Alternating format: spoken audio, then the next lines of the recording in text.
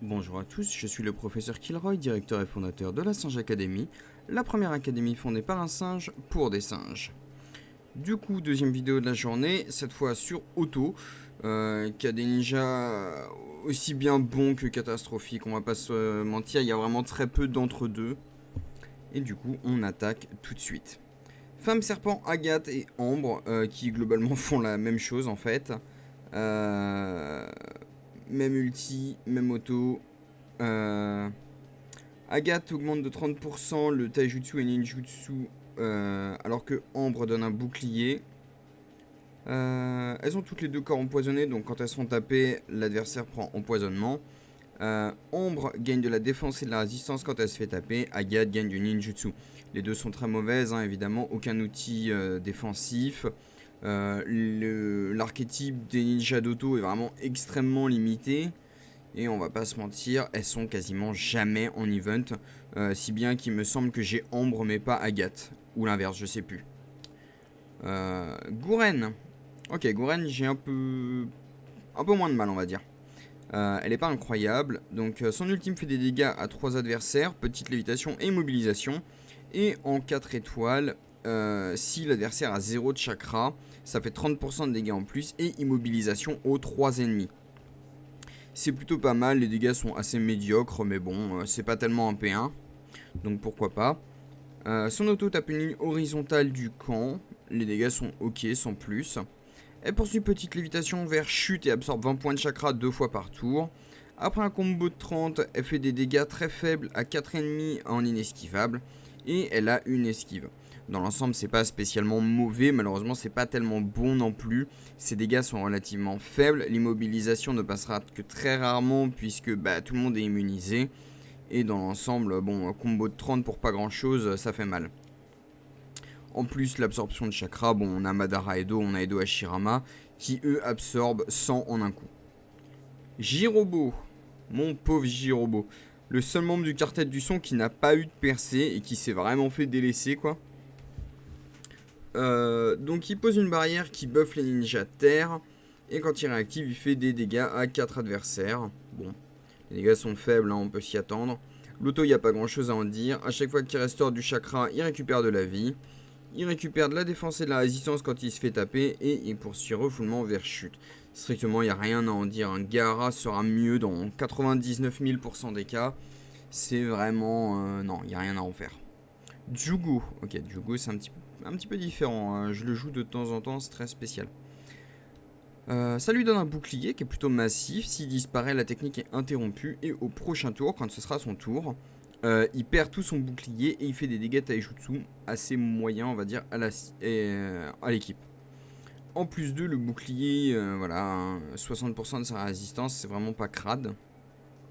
Et en Y+1, au tour suivant, au lieu de faire des dégâts, il vire un des debuffs de tous les ninjas marque maudite et il leur donne une auto en plus. Bon, du coup, on le préfère. Moi, je le préfère en Y+1. Pour moi, c'est plus un support. Vous pouvez pas tellement le jouer en +2. Son auto, donc, combo de 3 petites lévitations.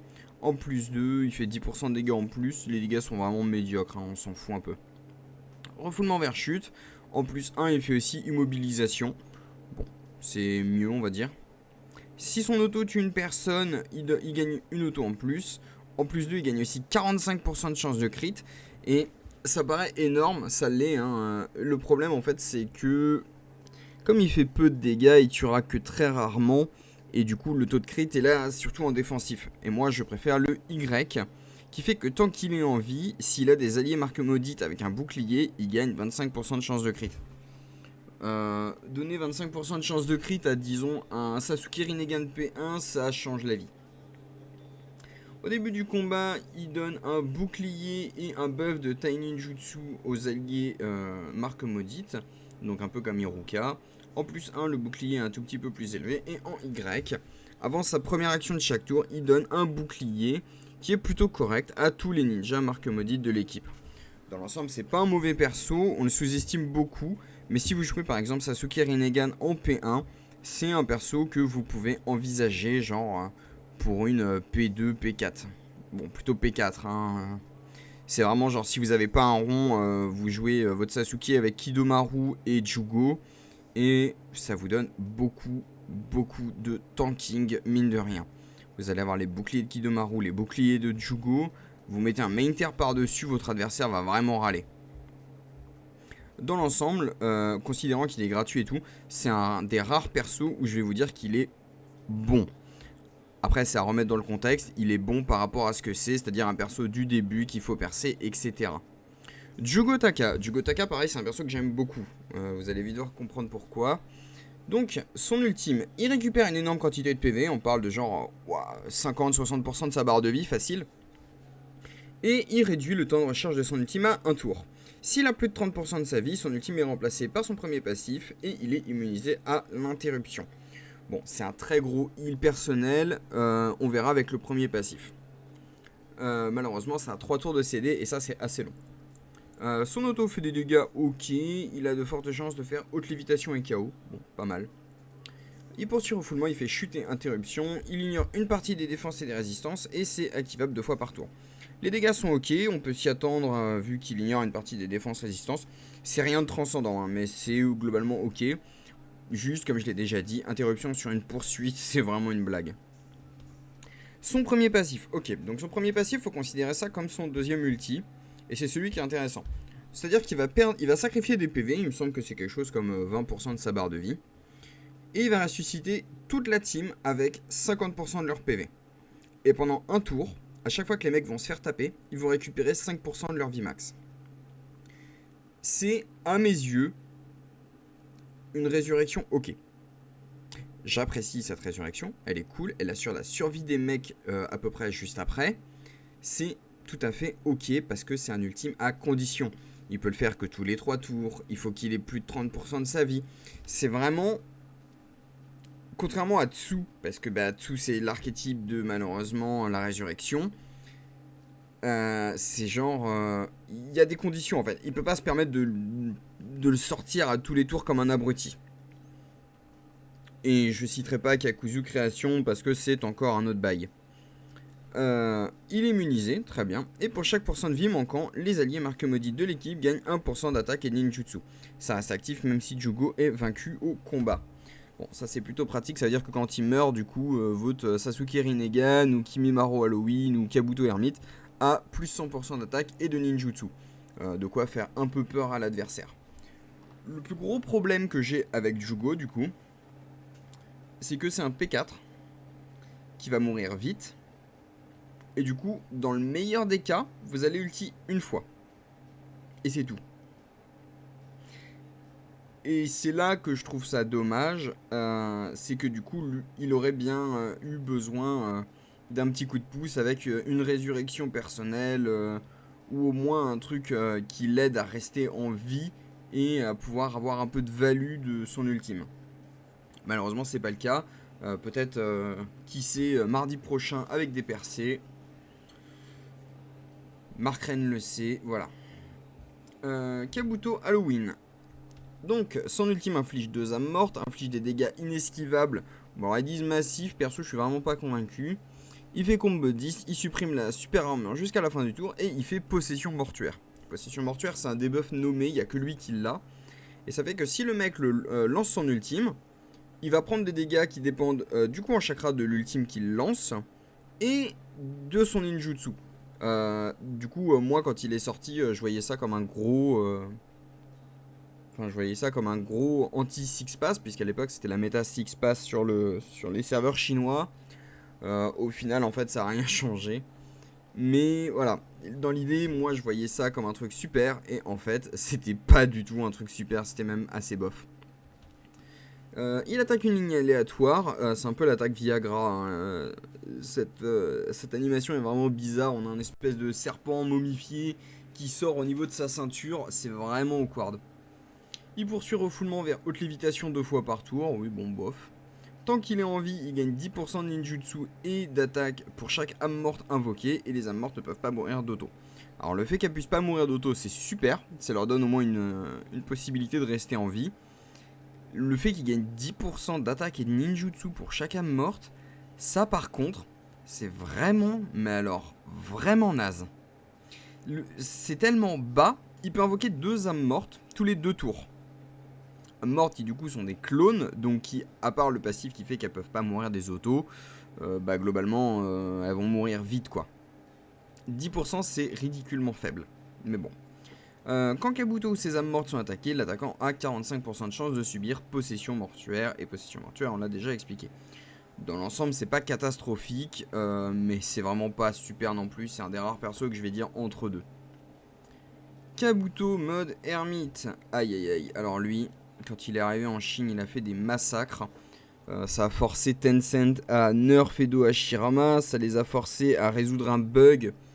Parce que les gens jouaient soudainement une team avec Hiruzen en P1, le normal, pas le Kage.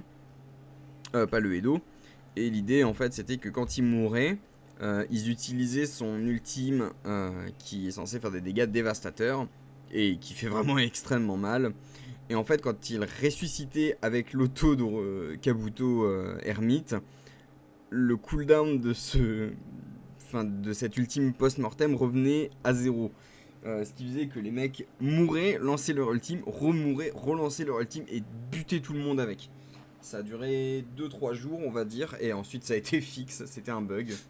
Mais pendant 2-3 jours, on voyait tout le monde s'exciter à sortir des teams full résurrection avec Hiruzen, Idan, etc. Il me semble que Flo s'est fait avoir aussi à le jouer en spatio-temporel. Parce qu'on lui avait vendu que ça marchait chez nous, et en fait ça marchait pas du tout chez nous, vu que ça venait du Kabuto. Mais bon. Donc qu'est-ce qu'il a dans le ventre? Il fait des dégâts à 7 ennemis, combo 3, interruption, il vire la super armure et il rentre en rage pendant un tour. Les dégâts sont assez moyens de mémoire à voir. En plus 2, il tape 9 personnes, il fait interruption, immobilisation, il entre en mode explosif niveau 2. Et en mode explosif niveau 2, il gagne 60% de dégâts critiques, donc c'est un chiffre colossal, et il devient immunisé au debuff pendant un tour. Bon, c'est pas mal, hein. Clairement 60% de dégâts critiques, c'est un chiffre complètement aberrant. Et en Y plus 1, il tape 9 personnes, il casse la super armure jusqu'à la fin du tour suivant. Bon, moi je vais préférer le plus 2. Enfin, je veux dire, les 60% de dégâts critiques, voilà, mais c'est surtout 9 personnes au lieu de 7, pour vraiment pas grand chose de différent. Son auto tape une ligne au hasard, bon bah pourquoi pas, il n'y a pas grand chose à en dire, c'est plutôt ok. En plus 2, ça fait des dégâts de 30% en plus, donc ça c'est pas mal. Et ça réduit la résistance et la défense des cibles touchées de 3%. Là c'est cool, ça commence à devenir intéressant. En Y, il a une chance d'augmenter le temps de recharge d'un tour sur l'auto. Et ça, c'est insane. Ça, c'est vraiment incroyable. Après un combo de 30, il poursuit il fait immobilisation à 2 personnes. Bon, bah, ok, c'est un peu compliqué de faire un combo de 30, mais pourquoi pas. En plus 2, c'est un combo de 25. Bon, bah, du coup, en GGS, un ultime plus 2, ça suffit à le proc. Il fait des dégâts à 3 personnes, il fait immobilisation et il réduit l'initiative de 0,8%. Donc ça a été le premier perso à faire ça. Commençait à y avoir pas mal de persos qui étaient là en mode regardez, on gagne de la première attaque, on scale tout ça. Et Kabuto est arrivé pisser un peu là-dessus. Bon, dans l'idée c'est pas parfait, mais c'est vraiment pas crade. En Y, c'est un combo de 15, donc là globalement c'est free, ça va vraiment pas être violent. Et il fait immobilisation et 1% de première attaque en moins à 2 personnes. Bon, ça paraît pas énorme, 0,2% de différence, mais il faut aussi se dire que le Y est beaucoup plus facile à proc. Chaque fois qu'une unité meurt sur le camp, il gagne 8% de taijutsu et ninjutsu jusqu'à 5 fois par tour.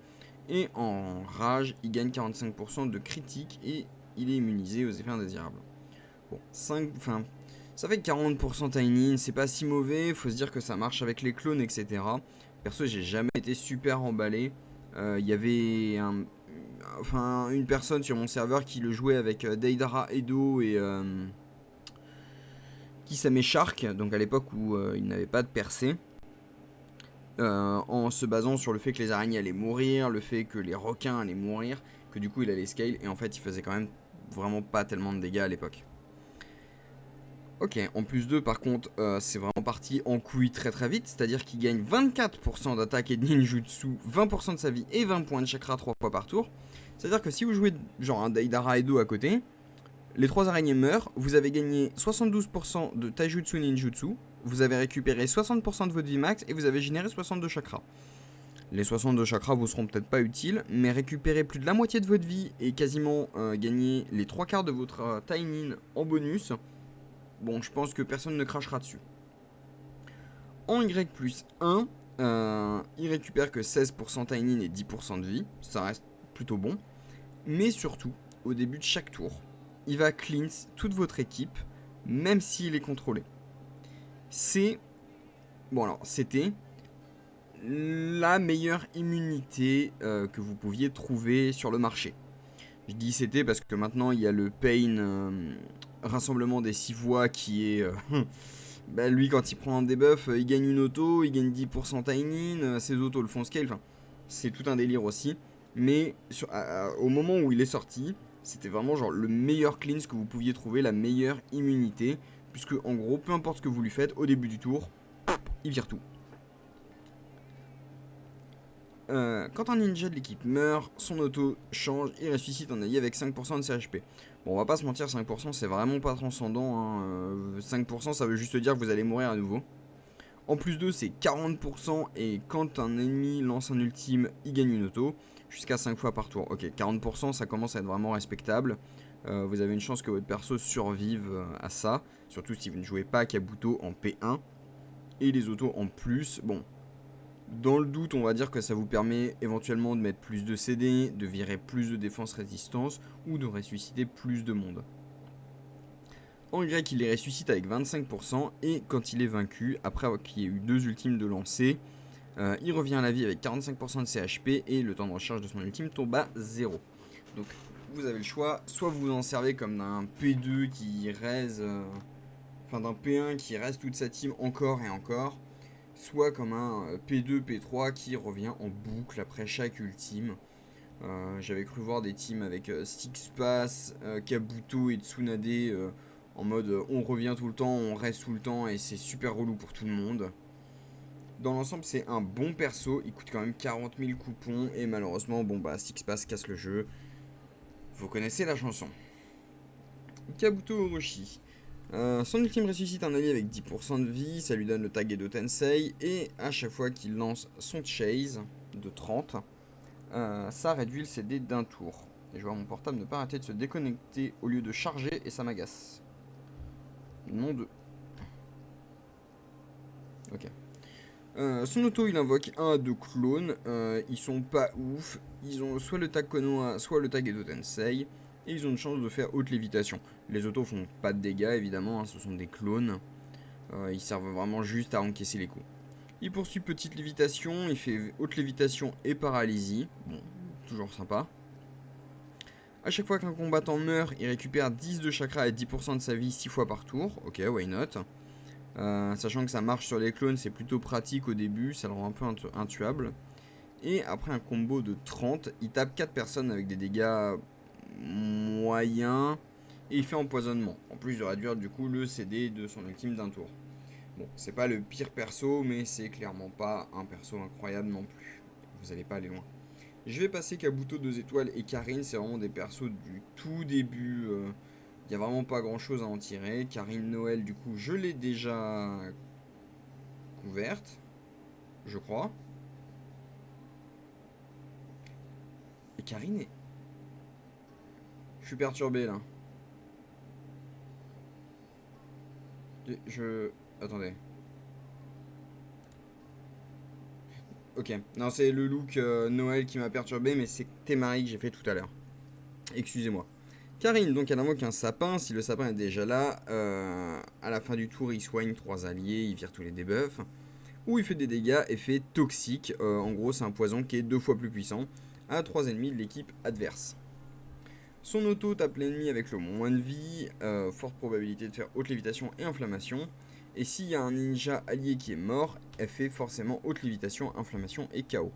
Bon, c'est plutôt sympathique.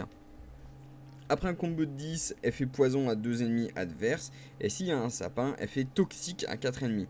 Bon, là, toxique, ça commence à devenir un peu intéressant, on va dire. Sur 4 personnes, ça peut aller vite. Avant chaque action, elle soigne le ninja allié de l'équipe avec le moins de vie et vire tous ses debuffs. Et au début du combat, elle invoque un sapin de Noël et vire 30% de défense et de résistance pendant 5 tours à 4 ninjas hommes du camp. C'est un peu ce qui m'a confondu avec Temari. Encore une fois, les persos Noël, hein, pas les pires persos, mais ça casse pas 3 pattes à un canard. Karin Taka, là par contre ça casse vraiment toutes les pattes du canard et même le... Enfin bref, vous avez compris. Alors, donc son ultime, lançable T1 pour 20 chakras avec 2 tours de CD, fait des dégâts plus que corrects à toute l'équipe ennemie, toxique, ralentissement.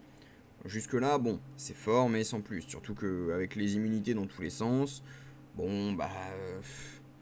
toxique ça passe pas, ralentissement ça passe pas, sauf sur les mains. Mais en plus, toutes les unités touchées par cette ultime ne peuvent pas gagner de buff ou de bouclier jusqu'à la fin du tour. Et ce qu'il faut comprendre, c'est que ça, comme c'est pas nommé, un debuff nommé, ça passe l'immunité. Et en plus, du coup, ça peut pas être retiré, ce qui est vraiment cancer. Donc le main terre en face qui allait lancer son mur de chakra, il va gagner le chakra mais pas les boucliers. Ses autos donneront pas de bouclier. Les autos supplémentaires d'un Killer Bee par exemple, pareil, c'est enlevé. C'est vraiment super vénère. Son auto soigne 4 à 6 ninjas du camp et vire tous leurs debuffs. Ok, genre, ça veut dire qu'en 1v1, vous soignez toute votre team. Bah, nickel. Elle poursuit petite lévitation et chute. Elle ignore une petite partie de la défense et de la résistance et peut être déclenchée 2 fois par tour. Bon, ça clairement, c'est du combo fodder. Faut complètement ignorer la partie sur la défense et la résistance. Parce que même comme ça, elle fait vraiment 0 dégâts cette poursuite. Quand un ninja ennemi lance un ultime, Karin gagne une auto. Donc le mec vous tape, bah vous vous soignez plus. Il essaie de lancer des ultimes pour vous soigner, pour vous taper plus, vous vous soignez plus. C'est super cancer. En GGS, ça peut aller sur des Karin qui sont là à spammer leurs ultis. Vous vous êtes fait chier à tout taper et elle heal tout le camp. Bon, moi c'est plus vrai avec Six Pass puisqu'il ulti la P3 et one shot tout le monde, mais voilà. Et enfin, non seulement elle est immunisée, mais en plus elle récupère de la vie quand elle est tapée. Alors c'est 2%, donc un chiffre plutôt bas, heureusement d'ailleurs. Mais dans l'ensemble, c'est un excellent personnage. C'est sans doute un des meilleurs supports P2 que vous puissiez trouver. Kidomaru, j'ai déjà fait une vidéo dessus, je le répète, hein, pour moi c'est un coup de cœur. C'est un perso qui est extrêmement sous-estimé, mais qui peut faire beaucoup de travail. Voilà. Vous aurez qu'à voir la vidéo sur Kidomaru si vous êtes intéressé. Kimimaro 2 étoiles, je vais passer, on verra avec le 3 étoiles. Kimimaro Halloween, ok. Donc lui a eu sa méta, hein, la méta Kimiruzen, qui cassait les couilles de tout le monde, sauf des joueurs de Kimiruzen. Son ultime se lance T1, avec 3 tours de CD, fait des dégâts élevés à 9 adversaires, interruption et up CD sur la cible, et puis un up CD de 2 tours. Il invoque aussi une barrière qui fait plus 60% aux dégâts des ultimes, mais il réduit les dégâts des autos et des poursuites de 30%. La barrière dure 2 tours. Le truc à savoir, c'est qu'en fait, il pose la barrière avant de faire les dégâts, et c'est entre autres pour ça que son ultime fait aussi mal.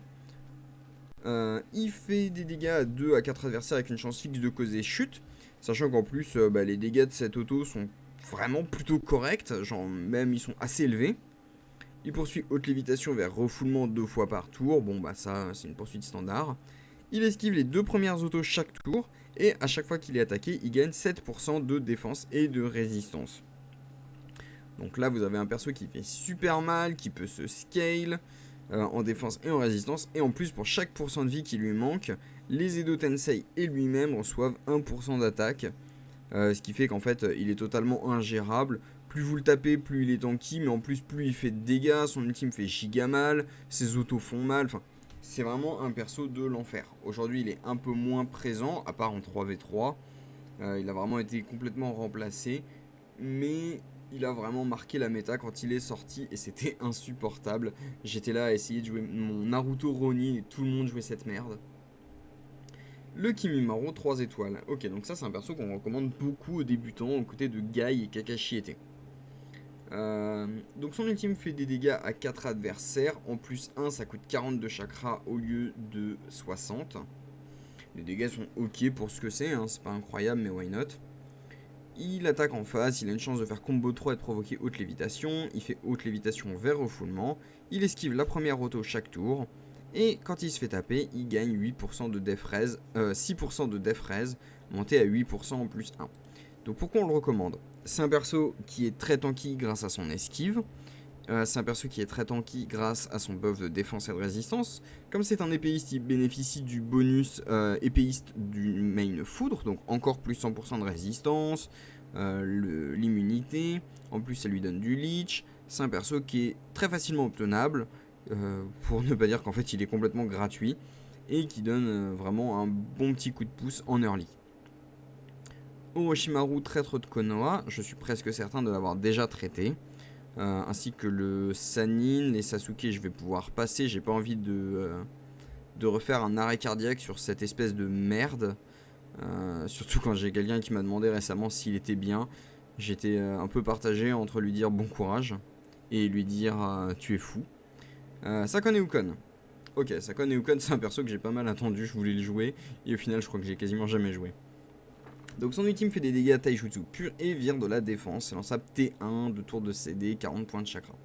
En plus 2, il vire aussi 30% de défense et de résistance à toute la team. Et en Y, il fait petite lévitation. Bon, dans l'ensemble, c'est plutôt pas si mauvais. Hein. Sur le papier, ça sonne bien. Les dégâts sont pas incroyables, mais 30% de défense et de résistance en moins, ça peut qu'aider. Il attaque en phase, chance de faire combo de 5 et refoulement, en plus 1, chute, c'est combo de 5 et chute.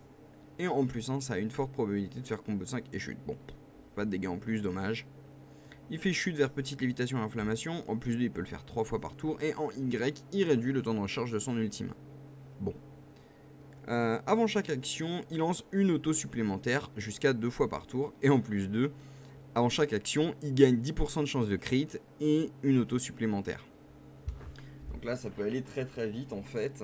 Genre, tour 1, vous faites un mur de chakra, vous lancez votre ultime, du coup vous allez gagner 20% de chance de crit et 2 autos gratuites grâce à ça. Enfin, ça peut aller assez vite. À chaque fois qu'il prend une attaque, il gagne 6% de taijutsu et en plus 2, c'est 10%. Bon, du coup, vous l'avez compris, hein, tous les marques maudites, quand ils se prennent une baigne, ils augmentent une stat. Lui, c'est le taijutsu, il gagne du crit en plus. Sur un gros malentendu, vous avez moyen de troll avec et de mettre des grosses baignes en face. Dans la pratique, c'est pas incroyable. Tayuya, oh bordel, Tayuya, qu'est-ce que j'aime ce perso. Je le joue un peu en arène, notamment avec Kidomaru et Jugo, justement. Donc son ultime fait sommeil à 2 personnes. En plus 2, elle leur vire aussi tous les buffs et ça touche 3 personnes. En Y, ça touche que 2 personnes, mais c'est lançable T1. Bon, c'est plutôt pas si mal, on va dire. Son auto touche 2 personnes, en plus 2, c'est 4 personnes, et les dégâts sont plutôt ok. L'ultime, c'est plutôt faiblard, mais le plus 2, l'auto est plutôt ok. Ses coups critiques font sommeil, et à chaque fois qu'elle fait un crit, elle gagne 4% de ninjutsu. C'est un peu pour ça que je joue Jugo avec, en fait, pour essayer de la faire scale encore plus vite. Sommeil, évidemment, c'est un des pires effets de contrôle que vous puissiez trouver sur le jeu, si ce n'est le pire. Du coup, voilà, je vous le recommande évidemment pas. Elle attaque l'adversaire. Ouais, voilà, c'est ça. En fait, elle poursuit petite lévitation vers haute lévitation, et ça fait forcément un crit. Et en plus 2, si les ninjas ont marque maudite, elle peut le faire 2 fois par tour. Et enfin, quand elle prend des dégâts, elle gagne 6% de ninjutsu et ça monte à 8% en plus 2. Encore une fois, hein, c'est un Sakone Ukon, mais en ninjutsu, quoi. Et Zaku. Bon, Zaku, voilà, je vais pas vous mentir, c'est très très clairement un ninja de collection. Il fait des dégâts très faibles devant à la cible, il fait chute. Il attaque en face avec une chance de faire refoulement. Il poursuit refoulement et il fait un crit. Et il augmente son propre taux de crit. C'est très clairement un ninja de collection, il n'est pas là pour être joué. Sur ce, c'est tout. Je vais voir un peu. Je vais commencer à regarder un petit peu qui dans toute la liste j'ai pas encore fait. J'essaierai de le séparer en 2-3 vidéos s'il y en a trop. Et du coup, une fois que j'aurai couvert tout le monde, donc il faut savoir que ce sera. Les plus vieilles vidéos ne seront pas forcément adaptées à la méta aujourd'hui. Hein. Je pense à la vidéo sur Minato où je dis qu'il est très bon et qu'il est très méta. Aujourd'hui, ce n'est plus vrai, même s'il est encore tout à fait correct. Et une fois que, du coup, que j'aurai fini tout ça, je m'attaquerai plus genre aux nouveautés. Nouveautés, éventuellement des matchs fun en arène, des trucs comme ça. Sur ce, je vous souhaite une bonne soirée et à la prochaine.